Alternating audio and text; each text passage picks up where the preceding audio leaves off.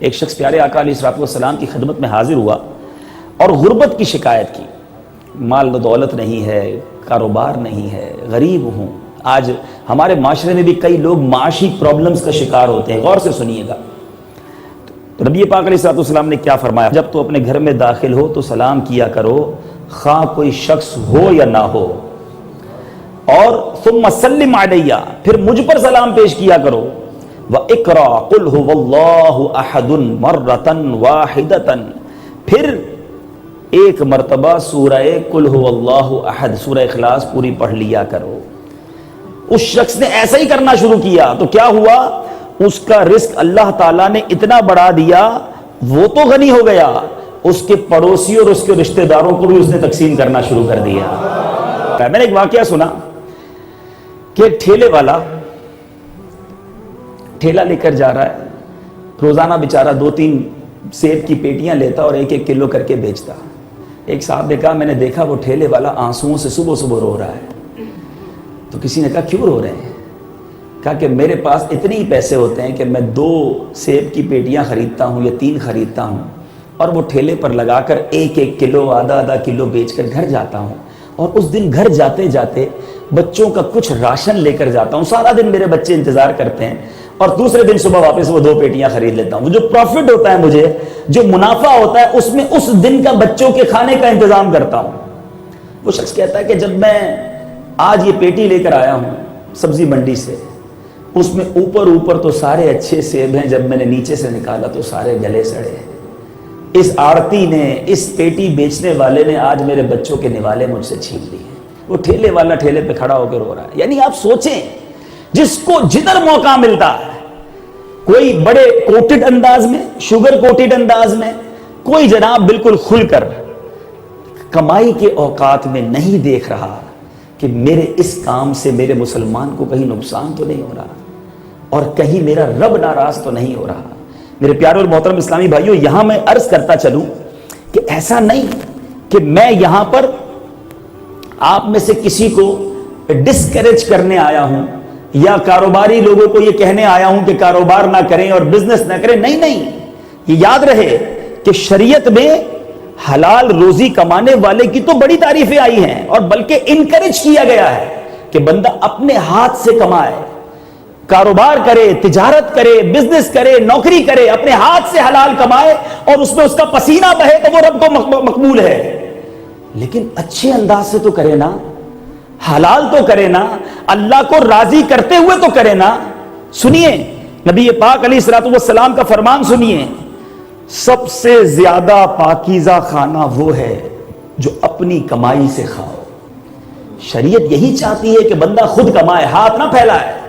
اے وہ لوگوں جو صبح سے لے کر شام تک رزق حلال کمانے کے لیے کوششیں کرتے ہو اور پورا دن نمازوں کا بھی اہتمام کرتے ہو، جھوٹ نہیں بولتے، سچی بات کرتے ہو، میرے آقا فرماتے ہیں جسے مزدوری سے تھک کر شام آئے، تھکا ہوا سارا دن کام کیا اور اس دن مزدوری سے تھک کر اسے شام آئے، اس کی وہ شام شام مغفرت ہو۔ اللہ کی بارگاہ میں حلال روزی کمانے والا بڑا پسندیدہ ہے، مگر حلال تو کمائے نا، دھوکہ تو نہ دے، جھوٹ تو نہ بولے، لالچی تو نہ بن جائے، اپنے مال پر کنجوس بن کر زکوٰۃ و خیرات کو نہ چھوڑ دے۔ سنیے امام محمد غزالی علیہ رحمت اللہ الوالی احیاء العلوم میں ایک بزرگ کا قول نقل کرتے ہیں، مسلمان جب حلال کا ایک لقمہ کھاتا ہے، حلال کا پہلا لقمہ کھاتا ہے، اس کے پہلے کے گناہ معاف کر دیے جاتے ہیں۔ یہ ہے حلال کا لقمہ کہ بندے کے پچھلے سارے گناہ معاف کر دیے جاتے ہیں۔ ایک اور بزرگ فرماتے ہیں، جو شخص طلب حلال کے لیے رسوائی کے مقام پر کھڑا ہو۔ کچھ لوگ کہتے ہیں یار کام تو اچھا ہے، حلال بھی ہے، مگر میری پریسٹیج کے مطابق نہیں ہے، میں اچھا نہیں لگوں گا اس جاب کو کرتے ہوئے، میری ڈگریز اتنی ہیں میں یہ کام نہیں کر سکتا، it's not a white collar job. تو اب اس چکر میں اپنی پریسٹیج بچانے، اپنی عزت بچانے، اپنا نام بچانے، وہ بندہ وہ حلال چھوڑ کر حرام کی طرف چڑھا جاتا ہے۔ میں کئی ایسے لوگوں کو جانتا ہوں، آپ بھی جانتے ہوں گے، کہ بظاہر اندر سے بزنس کھوکھلا ہو چکا ہوتا ہے، لیکن بڑی کوٹھی میں رہنے کی عادت پڑ گئی، بڑے ڈرائیور اور گاڑیوں کی عادت پڑ گئی, اتنے سارے اسٹاف کی عادت پڑ گئی, مارکیٹ میں ایک نام ہو گیا. اب جناب کیسے چھوٹے گھر میں چلا جاؤں, کیسے گاڑی سے موٹر سائیکل پر آ جاؤں, زمانے میں بھی تو نام رکھنا ہے. اب وہ نام بچانے کے لیے سود کا سہارا لیتا ہے, اب بینک سے لون لیتا ہے, اب اپنے اس نام و نمود کو برقرار رکھنے کے لیے اللہ کو ناراض کرتا ہے. اور پھر ہم دیکھتے ہیں کہ ایسا کولیپس ہوتا ہے کہ پھر بندے کے پاس چھوٹا گھر بھی نہیں رہتا, وہ بالکل بے گھر ہو جاتا ہے. تو کبھی یہ نہ سوچو کہ یہ کام میرے پریسٹیج کے مطابق نہیں. سنیے کیا خوب فرمان ہے کہ جو شخص طلب حلال کے لیے رسوائی کے مقام پر کھڑا ہو جائے, بظاہر وہ کوئی بڑا کام نہ ہو, تو فرمایا اس کے گناہ درخت کے پتوں کی طرح جھڑتے ہیں, جس طرح خزاں میں درخت کے پتے جھڑتے ہیں, کیونکہ وہ حلال کمانے کھڑا ہے نا. اللہ کی بارگاہ میں اتنا مقبول ہے. اور جو شخص حرام کماتا ہے نہیں سوچتا, کوئی بات نہیں, وہ کہتا ہے یار کوئی بات نہیں, اب میں کیا کروں, اتنا بڑا بزنس ہے, انٹرسٹ کے بغیر تو بزنس ہو نہیں سکتا, تھوڑا بہت جھوٹ تو بولنا ہی پڑتا ہے. اب مارکیٹ ساری ملاوٹ کر رہی ہے, میں ملاوٹ نہ کروں تو کیسے چلے گا, میڈ ان کی جگہ فلاں کی جگہ میڈ ان فلاں لگا کر بیچ دیا, بی مال کو اے کہہ کر بیچ دیا. وہ غور سے سنیں, مال سے اتنی محبت, اتنی کنجوسی کہ بس اسی کو جمع کرنے کی فکر ہے. حضرت سیدنا یزید بن میسرہ رحمت اللہ تعالی علیہ فرماتے ہیں, پہلی امتوں میں ایک مالدار کنجوس شخص رہا کرتا, وہ اللہ کی راہ میں کچھ بھی خرچ نہ کرتا, اور اس کی پہم کوشش تھی کہ کسی طرح مال بڑھتا رہے. اب ایک دن اس کے گھر کے دروازے پر کسی نے دستک دی. اس غافل دولت مند کے غلام نے دروازہ کھولا تو سامنے ایک فقیر کو پایا.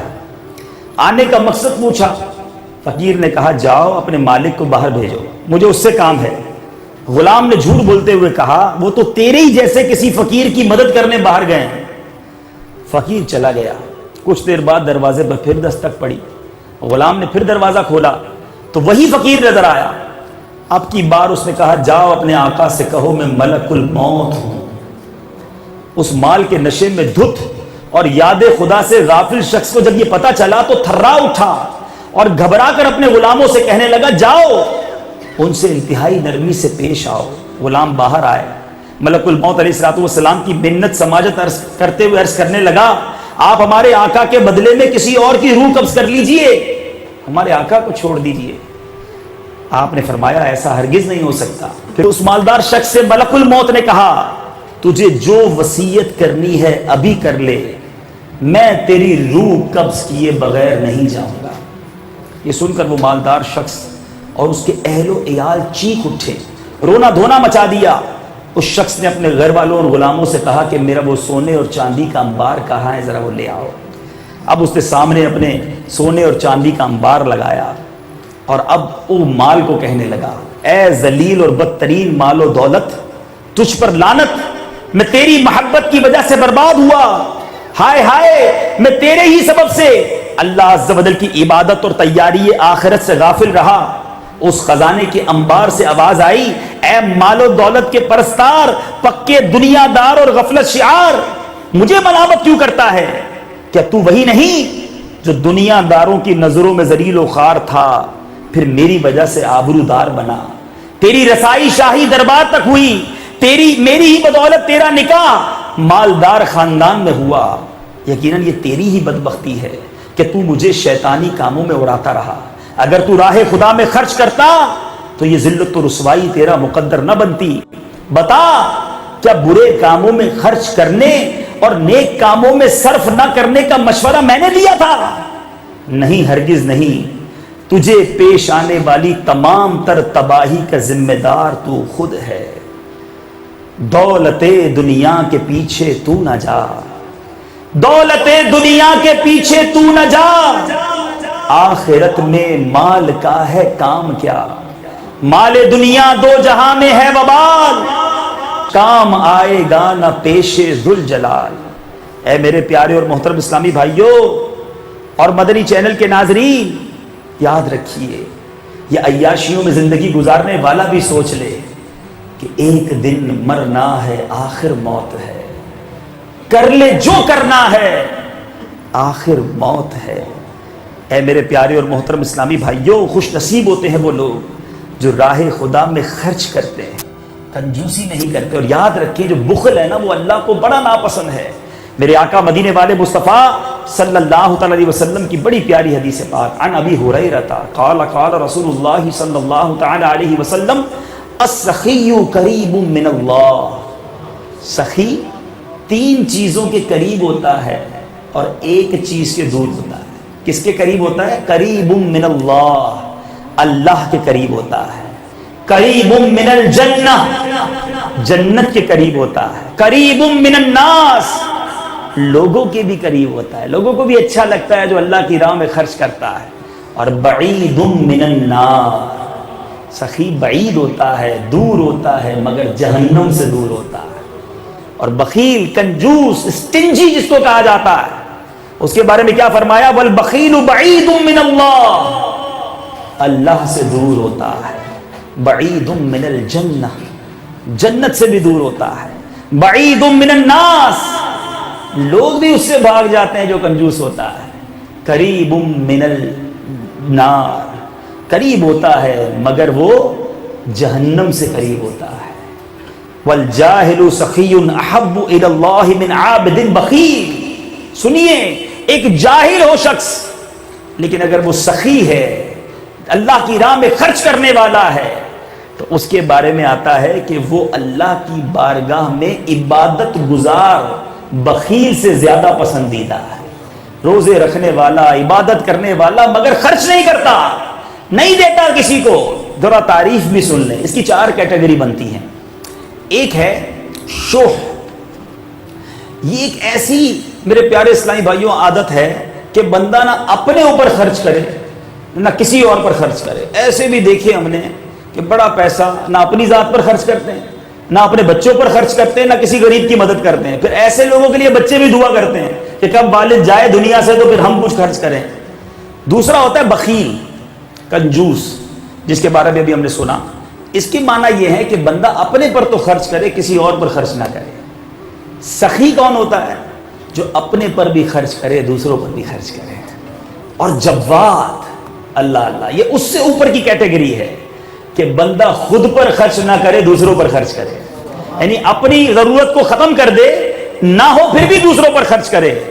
میرے آقا علیہ الصلوۃ والسلام وہ جواد ہیں کہ میرے آقا نعمتیں بانٹتے, لوگ آتے لیتے جاتے, بانٹتے جاتے لیتے جاتے.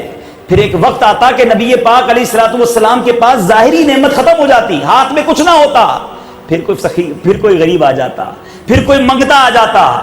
تو میرے آقا فرماتے ایسا کرو, فلاں دکان پہ جاؤ, اس سے خرید لو میرے نام پر, میرے اوپر قرض ڈال دو, میں جب مال آئے گا تو اپنا قرض لوٹا دوں گا. واہ کیا جود و کرم ہے شہ بطحا تیرا. اعلیٰ حضرت جبھی تو لکھتے ہیں نا, واہ کیا جود و کرم ہے شہ بطحا تیرا, نہیں سنتا ہی نہیں مانگنے والا تیرا.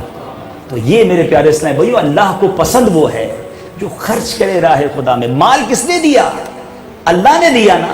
پھر کنجوسی کس بات کی؟ دینے والا رب. میں تو پیسے لے کے پیدا نہیں ہوا تھا, مال دیا, صورت دی, جو کچھ دیا, آج شہرت دی, اسٹیٹس دیا, مرتبہ دیا, وہ رب نے دیا. تو بندہ پھر کیوں اس کو اپنے قبضے میں رکھنے کی کوشش کرتا ہے؟ خرچ کرو, اللہ اور عطا فرمائے گا. اے میرے پیارے اور محترم اسلامی بھائیوں, اسی طرح میرے آقا علیہ الصلوۃ والسلام فرماتے ہیں خصلتان لا تجتمعان فی مومن. دو ایسی خصلتیں ہیں, دو ایسی عادتیں ہیں جو مومن میں جمع نہیں ہو سکتی. فرمایا البخل وسوء الخلق, یعنی کنجوسی اور بدخلقی, وہ کسی مومن میں جمع نہیں ہو سکتی. اب سوچے وہ شخص جو کنجوس ہے, جس کا دل ہی نہیں چلتا, خرچ کرتا ہے طبیعت خراب ہو جاتی ہے. ایسا نہیں ہونا چاہیے. اچھا ایک اور بات کہہ دوں, اللہ کی راہ میں خرچ کرنا ہو, عبادت کرنا ہو, یہ خوش خلقی کے ساتھ, خوشی کے ساتھ کرنی چاہیے. کچھ لوگ کہتے ہیں ارے بھائی رمضان آ گیا, 1 سال ہو گیا, پھر زکوٰۃ دینی پڑے گی, بوجھ سمجھ کر, اوئے ہوئے ہوئے اب زکوٰۃ نکالنی پڑے گی, اوہو رمضان آ گیا, اب 30 روزے رکھنے پڑیں گے, 20 تراویح بھی روز پڑھنی پڑے گی. اب یہ اللہ کی عبادت ہو رہی ہے اور بوجھ سمجھ کر ہو رہی ہے. ایسا کبھی نہیں ہونا چاہیے. بندہ سوچے کہ میرے رب نے مجھے دینے والا بنایا, مانگنے والا نہیں بنایا. آج آپ کے دروازے پر آ کر کوئی مانگتا ہے، آپ کی گاڑی کا شیشہ کھٹکھٹاتا ہے، آپ ونڈو نیچے کرتے، کوئی بیچارہ آپ کا بھائی مانگ رہا ہوتا ہے، ارے میں بھی تو وہاں ہو سکتا تھا۔ بندہ اللہ کا شکر ادا کرے، آنکھوں میں آنسو آ جائیں، میرے مولا تیرا احسان کہ تو نے مجھے اتنا مال دیا کہ آج میں غریب کو دے رہا ہوں۔ دے اور اللہ کا شکر ادا کرے۔ نماز پڑھنے والا، روزہ رکھنے والا یہ نہ سوچے کہ روزہ رکھنا پڑے گا، بندہ کہے مولا تیری مہربانی، تو نے مجھے صحت دی، یہ طاقت دی کہ میں تیری عبادت کر رہا ہوں، روزے رکھ سکتا ہوں، تراویح پڑھ سکتا ہوں۔ خوش دلی کے ساتھ اللہ کی عبادت کیجئے تاکہ اس عبادت کی برکت بھی حاصل ہو۔ کبھی بھی اللہ کی عبادت بوجھ سمجھ کر نہیں کرنی چاہیے۔ بہرحال میرے پیارے اور محترم اسلامی بھائیوں، بات چل رہی تھی حلال کے لقمے کی، بات چل رہی تھی اللہ کی راہ میں خرچ کرنے والوں کی۔ سنیے اے میرے پیارے اور محترم اسلامی بھائیوں، ٹھیک ہے بات تو آپ صحیح کر رہے ہیں، لیکن ہم نے تو یہ دیکھا ہے ہم نماز بھی پڑھیں، عبادت بھی کریں، روزہ بھی رکھیں، ہمیں تو وہ برکت ملتی نہیں۔ فلاں آدمی سارے گناہ کرتا ہے، کوئی برائی چھوڑتا نہیں، اس کا کاروبار بڑھتے ہی جا رہا ہے، کوٹھیاں بڑھتی جا رہی، بنگلے بڑھتے جا رہے ہیں، فیکٹریاں بڑھتی جا رہی، ایک ٹائم کی نماز پڑھتا نہیں۔ تو ہم جناب حلال کماتے ہیں، ہمیں تھوڑا ملتا ہے، وہ حرام کماتا ہے، بڑھتا جا رہا ہے۔ ایسا ہی سوال حضرت موسیٰ علیہ السلام کی ایک امتی نے آپ سے کیا تھا۔ بنی اسرائیل میں گناہگار شخص تھا، جو اس کے گناہوں کا سلسلہ بڑھتا جاتا، اللہ عز و جل اس پر اپنا رزق اور احسان بھی بڑھاتا جاتا۔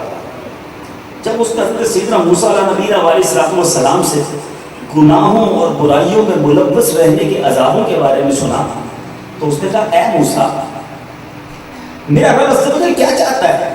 کیونکہ میں جب بھی گناہوں میں زیادتی کرتا ہوں وہ مجھے مزید اپنا فضل و کرم عطا فرما دیتا ہے۔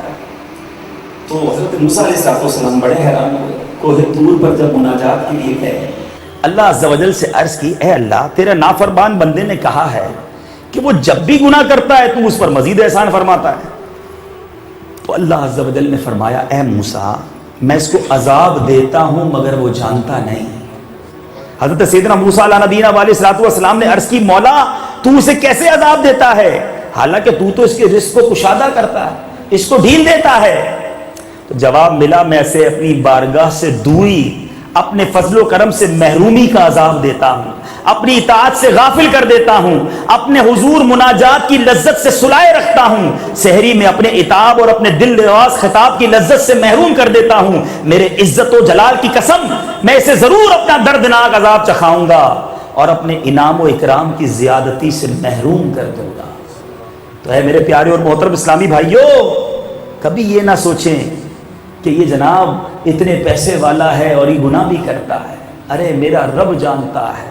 سنیے امیر اہل سنت کی بڑی مایاناز کتاب 1548 صفحات پر مشتمل فیضان سنت جلد اول صفحہ 682 پر ہے، صحت کی نعمت اور دولت کی کثرت اکثر مبتلائے معصیت کر دیتی ہے، لہٰذا جو حسین و شاندار، خوب جاندار یا زبردست مالدار یا صاحب اقتدار ہو، اس کو خدائے علیم و خبیر کی خفیہ تدبیر سے بہت زیادہ ڈرنے کی ضرورت ہے، جیسا کہ حضرت سیدنا حسن بصری علیہ رحمت اللہ کبھی فرماتے ہیں جس شخص پر اللہ عز و جل دنیا میں روزی میں خوب کثرت، فرما بردار اولاد کی نعمت، مال و دولت، حسین صورت، اچھی صحت، منصب و وجاہت، عہدہ و وزارت یا صدارت یا حکومت وغیرہ کے ذریعے فراخی کرے، مگر اسے یہ اندیشہ نہ ہو کہ کہیں یہ آسائشیں اللہ عز و جل کی خفیہ تدبیر تو نہیں، تو ایسا شخص اللہ عز و جل کی خفیہ تدبیر سے غافل ہے۔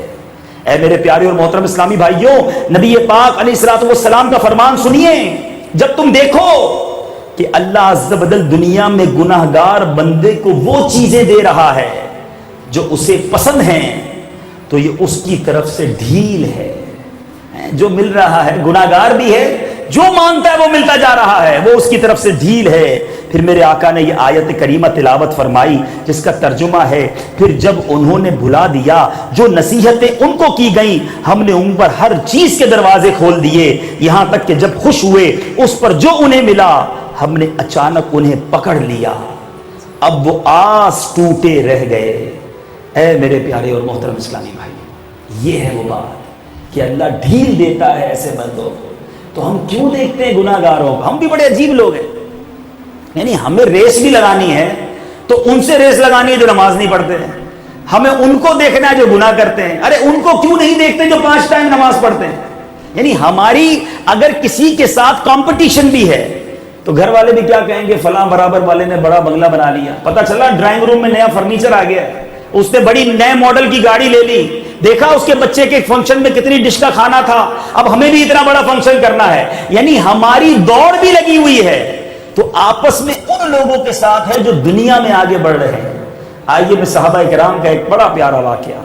پیارے آقا علیہ الصلوۃ والسلام کی بارگاہ میں کچھ صحابہ کرام حاضر ہوئے اور آ کر عرض کی، یا رسول اللہ صلی اللہ تعالی علیہ وسلم، یہ مالدار صحابہ تو ہم سے آگے بڑھ گئے. یا رسول اللہ، وہ ہم نماز پڑھتے ہیں وہ بھی نماز پڑھتے ہیں، ہم روزہ رکھتے ہیں وہ بھی روزہ رکھتے ہیں، ہم ذکر و اذکار کرتے ہیں وہ بھی کرتے ہیں، لیکن ہم یا رسول اللہ صدقہ نہیں کر سکتے، وہ صدقہ کرتے ہیں. یعنی کمپٹیشن بھی تھا تو اس بات میں تھا کہ یہ مالدار اپنے مال سے صدقہ اور خیرات زیادہ کرتے ہیں.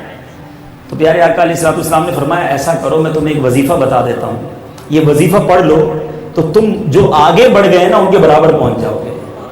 صحابہ بڑے خوش ہوئے. صحابہ نے یہ نہیں کہا نہیں یا رسول اللہ ہمیں بھی مال چاہیے، ان کی ریس تھی، ان کو فکر تھی کہ نیکیوں میں لوگ آگے بڑھ رہے ہیں.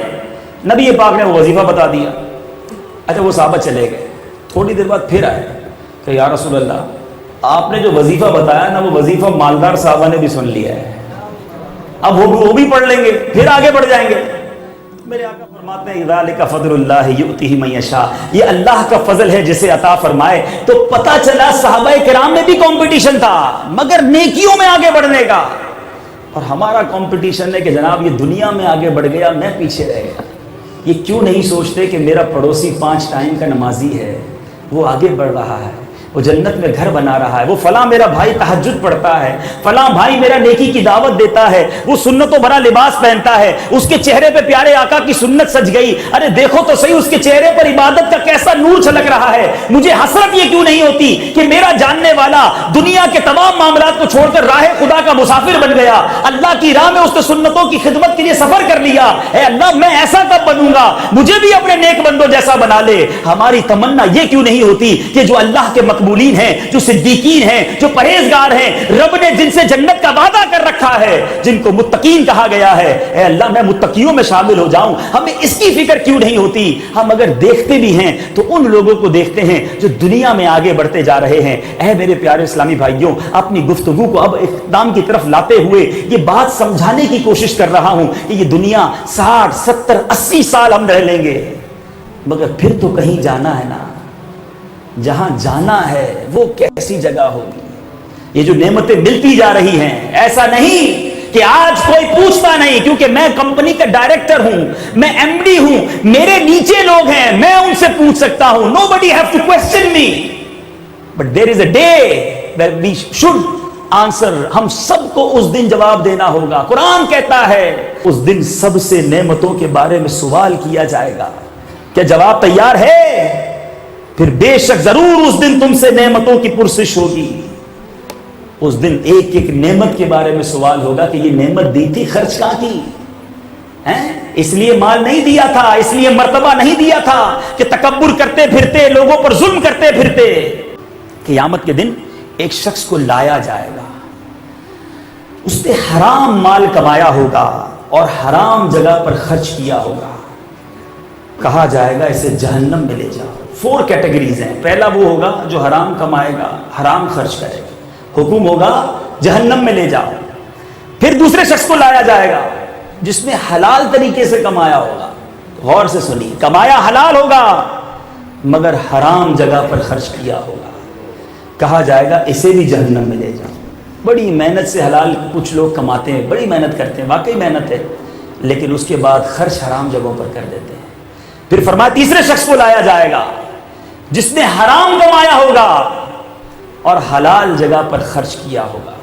جو تیسری کیٹیگری ہے نا، اس میں ہم میں سے بہت سارے لوگ آتے ہیں. بندہ کہتا ہے مجھے پتا ہے تھوڑا بہت گڑبڑ ہے میرے کام میں، کہیں نہ کہیں سود کی آمیزش ہے، کہیں جھوٹ بولنا پڑتا ہے، کہیں یہ گڑبڑ کرتا ہوں، کہیں رشوت دیتا ہوں، کہیں کسٹم کلیئرنس میں ڈنڈی مارتا ہوں، لیکن یار میں اس کے بعد جو ہے نا غریبوں کی بھی مدد کر دیتا ہوں. شیطان تھپکی دیتا ہے، تو مسجد میں بھی تو چندہ دیتا ہے، ہاں تو نے حج بھی کیا ہے، عمرے بھی کیے، غریب کی مدد بھی کی، فلاں سال بچی کی شادی بھی کرا دی، سیٹسفائی کرنے کی کوشش کرتا ہے.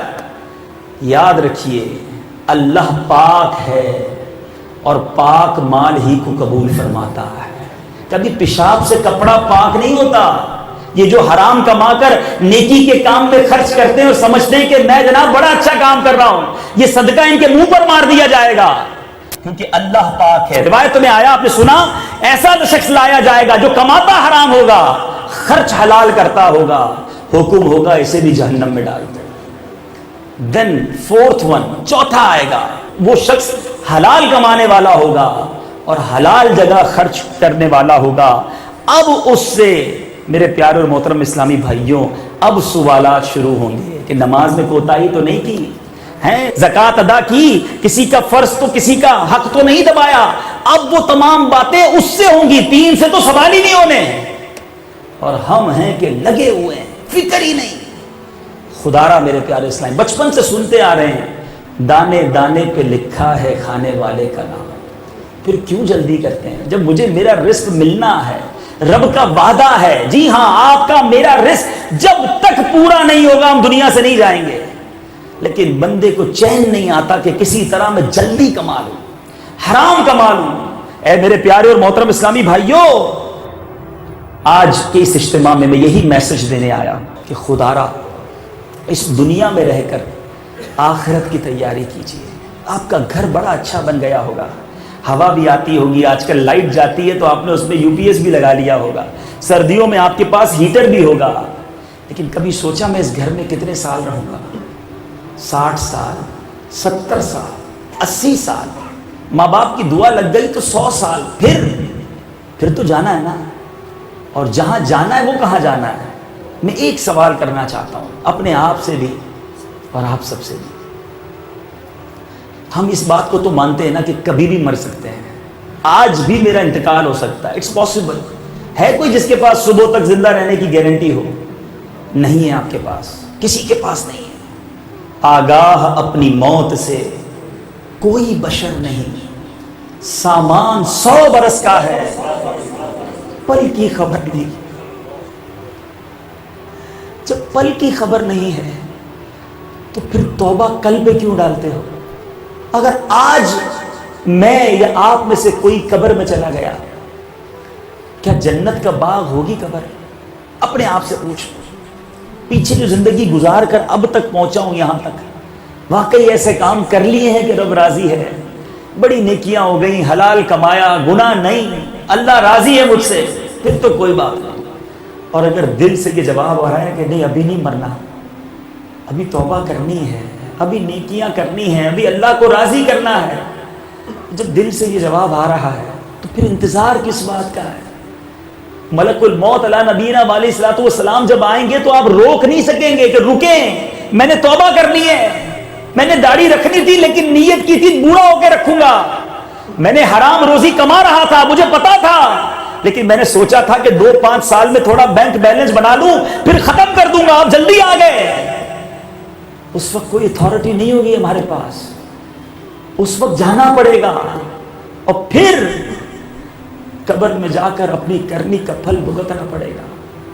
سیدنا عثمان غنی رضی اللہ عنہ کے بارے میں آتا ہے میرے پیارے اسلامی بھائیوں کہ آپ کے سامنے جب حشر کی بات ہوتی, پل صراط کی بات ہوتی, میزان کی بات ہوتی تو آپ اتنا نہ روتے, مگر جب قبر کا تذکرہ ہوتا تو زارو زار روتے, اتنا روتے کہ آپ کی داڑھی تر ہو جاتی. یہ کون تھے؟ یہ ذوالنورین تھے, جن کو جنت میرے آقا نے 2 بار عطا فرمائی. دنیا میں رہ کر جنت خریدی نبی پاک علیہ الصلوۃ والسلام سے, پھر بھی روتے. لوگوں نے پوچھا قبر کے پاس آ کر قبر کی بات سن کر اتنا کیوں روتے ہیں؟ کہ یہی پہلی منزل ہے, یہ کامیاب ہو گئی تو سب کامیاب ہو جائے گا. اے بڑے بڑے بیڈ روموں میں رہنے والوں, کبھی سوچا کہ قبر میں اکیلا کیسے سوؤں گا؟ وہ قبر جنت کا باغ ہوگی یا اس میں کیڑے مکوڑے آ جائیں گے؟ ارے ہمیں تو بغیر لائٹ کے نیند نہیں آتی, تھوڑی گرمی لگے تو پنکھا منگوا لیتے ہیں. قبر میں آگ بڑھا دی گئی تو وہاں کیا کریں گے؟ کیوں نہیں سوچتے اپنی قبر کے بارے میں؟ کیا نہیں جانا یہ وہ ریئلٹی ہے؟ مسلمان ہو یا کافر, پڑھا لکھا ہو یا جاہل, مرد ہو یا عورت, ایوری بڈی نوز, ہر کوئی جانتا ہے کہ مجھے مرنا ہے. ایک دن مرنا ہے آخر موت ہے، کر لے جو کرنا ہے آخر موت ہے۔ الموت قدح کل نفس شاربوہا، موت ایک ایسا جام ہے جو ہر کسی نے پینا ہے۔ الموت باب کل نفس داخلوہا، موت ایک ایسا دروازہ ہے جس سے ہر کسی نے گزرنا ہے۔ سوچئے میرے پیارے اسلامی، کیا تیاری کی ہے ہم نے۔ آج آپ کے پاس آپ کے اسلامی بھائی آپ کی قبر روشن کرنے کی فکر لے کر آئے ہیں۔ جو میرا بھائی نماز نہیں پڑھتا، جو میرا بھائی اپنی آنکھوں کو حرام سے بھرتا ہے، بے حیائی کے کام کرتا ہے، فلمیں ڈرامے دیکھتا ہے، گانے باجے سنتا ہے، بے حیا عورتوں سے دوستیاں لگاتا ہے، جو میرا بھائی حرام روزی کماتا ہے، جو معاذ اللہ شراب پیتا ہے، کر لے توبہ۔ میرے رب کی رحمت کے دروازے بہت بڑے ہیں۔ میرا رب 70 سال اگر کوئی گناہ کرتا رہے اور سچی توبہ کرے، وہ پچھلے سارے گناہ معاف کر دیتا ہے۔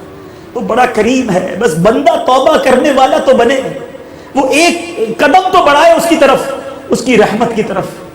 آئیے، یہی دعوت اسلامی کا میسج ہے۔ آج ایک پکی نیت میرے سارے کاروباری اسلامی بھائی کریں کہ آج کے بعد کچھ بھی ہو جائے، لاس ہوگا، بظاہر پیسے کم ہو جائیں گے، آپ کی سیل کم ہو جائے گی، آپ کا ہو سکتا ہے مارکیٹ میں آپ کی پروڈکٹ شروع میں کوئی نہیں خریدے گا، آپ دل بڑا کر لو، نیت کر لو کہ آج کے بعد ایک روپیہ بھی حرام کا نہیں کماؤں گا۔ واقعی آپ یہ ہمت کرو، نیت کرو، پھر دیکھو رب کیسے غیب سے رزق کے دروازے کھولتا ہے۔ اسلام میں ملتے ہیں، کہتے ہیں یار ہم جناب یہ چھوڑ دیں گے تو کاروبار کا کیا ہوگا، بچوں کا کیا ہوگا، چلتا بزنس خراب ہو جائے گا۔ میرے ایک سوال کا جواب دے دیجئے، آپ اللہ کی نافرمانی کر کے بزنس کر رہے ہیں، آپ کو مل رہا ہے، کیا فرما برداری کرو گے تو رب روک لے گا؟ ہیں؟ رزاق کون ہے؟ دینے والا کون ہے؟ رحمتیں برسانے والا کون ہے؟ مشکلیں حل کرنے والا کون ہے؟ صحت و عافیت دینے والا کون ہے؟ ارے وہی تو ہے جس کے در سے ہم پلتے ہیں۔ میں اسی کو تو خوش کرنے چلا ہوں، میں اسی کی طرف تو قدم بڑھا رہا ہوں۔ یہ کیسے ممکن ہے کہ میں چلوں اس کی طرف اور مجھ پر رزق کے دروازے بند ہو جائیں؟ ارے آپ چلو تو صحیح، آپ ہمت تو کرو، آپ چھوڑو تو صحیح حرام کو، پھر دیکھو وہ رزاق کیسے رزق کے دروازے کھولتا ہے، کیسے غیب کے در کھلتے ہیں۔ آپ اپنے دل میں پیس، سکون محسوس شروع کر دیں گے، آپ کی بیماریاں دور ہونا شروع ہو جائیں گی، آپ کے گھر میں جو بے برکتیاں ہیں، جو ٹینشن ہیں، جو پرابلم ہیں، آپ اللہ کی رحمت کی طرف قدم بڑھاؤ، آپ کی وہ پرابلم ختم ہو جائیں گے۔ اے میرے پیارے اور محترم اسلامی بھائیوں، ہماری عبادتیں اور ہماری دعائیں قبول ہونا شروع ہو جائیں گی۔ تو آج پکی زوردار نعرہ لگائیں کہ آج کے بعد حرام روزی نہیں کمائیں گے، آج کے بعد ہماری کوئی نماز قضا نہیں ہوگی، رمضان کے پورے روزے رکھیں گے، فلمیں ڈرامے نہیں دیکھیں گے، گانے باجے نہیں سنیں گے۔ دیکھیں کہیں تو یو ٹرن لینا ہوگا نا۔ بندہ، میں سمجھتا ہوں آپ میں سے کئی ہوں گے جو یہ سوچ رہے ہوں گے کہ یار بات تو ٹھیک ہے لیکن ابھی نہیں کرنا ہے، یہ سب ابھی نہیں، ایک وقت آئے گا جہاں سے میں نے یو ٹرن لینا ہے۔ قبر میں جانے سے پہلے میں جانتا ہوں ہر کسی کی نیت ہوگی میں داڑھی بھی رکھ لوں گا، میں نمازی بھی بن جاؤں گا، بیفور گوئنگ ان گریو ہے، سب کی نیت ہے نا۔ داڑھی کون نیت کرتا ہے میں داڑھی لے کر قبر میں جاؤں گا؟ سارے نیت کرتے ہیں۔ اب یہ بتا دے قبر میں کب جائیں گے، تو یہ تو پتہ ہی نہیں، تو پھر انتظار کس بات کا ہے؟ تو آقا کی سنت سجائیں، نمازوں کی پابندی کریں، حرام روزی کو چھوڑیں، اور یہ ساری باتیں it's become very easier if you get the environment like that۔ ہاں مشکل ہوتا ہے اس جگہ پر کہ جہاں environment ایسا نہیں ہوتا۔ ہمارے دوست ہی ایسے ہیں کہ ہم نماز پڑھے تو مذاق اڑاتے ہیں، تھوڑا سا مذہبی کی طرف جائیں تو کیا ملا بن گیا ہے۔ تو ایسے دوستوں کی ضرورت کیا ہے کہ اب مرنے کے بعد آپ کے دوست یہ انٹرنیٹ کی ویب سائٹس کھول کر آپ کو اشارے ثواب کریں گے۔ دوست وہ ہونے چاہیے جو قرآن پڑھنے والے ہوں، میں مر جاؤں تو مجھے قرآن پڑھ کر تحفہ بھیجیں، نماز پڑھ کر تحفہ بھیجیں۔ ایسے دوستوں کو کیا فائدہ کہ میں مر جاؤں تو جنازہ پڑھنے بھی نہیں آتا ہوں۔ ارے دوست وہ ہونے چاہیے جو میری قبر پر بیٹھ کر مجھے قرآن سنائیں، مجھے کچھ نعتیں سنائیں، میرے آقا کا کچھ ذکر سنائیں، میں قبر میں تنہا ہو جاؤں تو مجھے یاد کریں اور ثواب کے تحفے بھجوائیں۔ دوست وہ ہوتا ہے۔ تو try to change your environment, ہمیں اپنا ماحول تبدیل کرنا ہوگا، اور دعوت اسلامی کا ماحول وہ ہے کہ جہاں فقط لیبر طبقہ نہیں، فقط مزدور نہیں، فقط غریب نہیں، بلکہ دنیا کا وہ کون سا طبقہ ہے جو الحمدللہ آج دعوت اسلامی کے ماحول سے منسلک نہیں ہے؟ ڈاکٹرز، وکلاء، ججز، business man, students, teachers, what ever you سے، جس شعبے کی بات کیجئے الحمدللہ اس شعبے کے لوگ دعوت اسلامی کے ماحول میں آ رہے ہیں، اپنی قبر روشن کرنے کی فکر کر رہے ہیں، اور الحمدللہ اس کے ساتھ ساتھ اپنے گھر میں بھی وہ مدنی انوائرمنٹ دیکھتے چلے جا رہے ہیں۔ تو آپ سب کو دعوت دیتا ہوں، آئیے، چاہے آپ جس بھی شعبے سے تعلق رکھتے ہوں، اپنی اس بساط میں، اپنی اس فیلڈ میں آپ بھی دین کا کچھ کام کیجئے، خود بھی نماز پڑھیے، دوسروں کو بھی نماز کی دعوت دیجئے، خود بھی گناہوں سے بچیے، دوسروں کو گناہوں سے بچائیے۔ ہو سکتا ہے کچھ فیکٹری اونرز ہوں، کچھ شاپ اونرز ہوں، آپ کے کچھ امپلائیز ہوں، میں ایک سوال کرتا ہوں آپ سے، 50 لوگ، 25 لوگ، 12 لوگ آپ کے ساتھ کئی سالوں سے جاب کرتے ہیں، آپ کے ماتحت ہیں،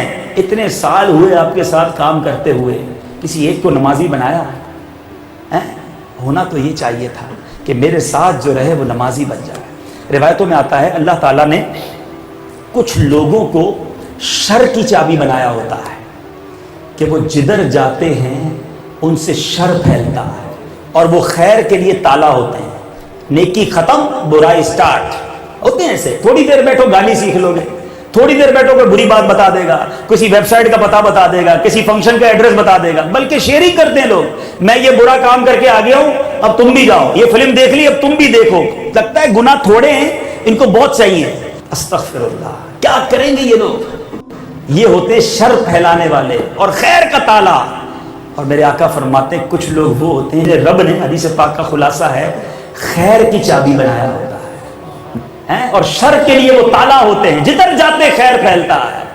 اللہ سے ہمیشہ یہ دعا مانگنا کہ میرے مولا میری ذات سے ہمیشہ خیر پھیلتی رہے، میں جدھر جاؤں نیکی پھیلتی رہے، مجھ سے کسی کو تکلیف نہ ہو، میرے مولا کوئی ایسا کام نہ کر جاؤں کہ میرے لیے گناہ جاریہ کا سبب بن جائے، لوگ کرتے رہیں اور میں قبر میں مار کھاتا رہوں۔ اے میرے مالک ایسا کام لے لے کہ میں رہوں نہ رہوں، مجھے ثواب تحفے پہنچتے رہے، خیر کا کام ہوتا رہے۔ تو آؤ اس مدنی ماحول میں جوائن کیجئے دعوت اسلامی کو، اور اگر آپ واقعی آج یہ نیت کر رہے ہیں کہ I have to change myself، مجھے تبدیل ہونا ہے، تو میرا مشورہ ہے آپ سے، دیر نہ کریں، مدنی قافلے میں سفر کریں، جتنا آپ وقت دے سکتے ہیں، 3 دن، 12 دن، اللہ توفیق دے 30 دن، تھوڑے دنوں کے لیے دنیا سے نکلو گے نا، 3 دن اللہ کے گھر میں مہمان بن جاؤ گے، پھر دیکھیں کیسا زنگ دور ہوتا ہے، کیسے آنسو بہتے ہیں، کیسا دل لگتا ہے، اور پھر انشاءاللہ پلٹ کے آئیں گے تو نیکیوں بھری زندگی گزاریں گے۔ رب کریم سے دعا ہے اللہ تعالی ہم سب کو نیک بنا دے، فقط رزق حلال کمانے والا بنائے، اور مرنے سے پہلے قبر کی تیاری کرنے کی توفیق عطا فرمائے۔ ان دعائیہ اشعار پر اپنے بیان کو ختم کرتا ہوں۔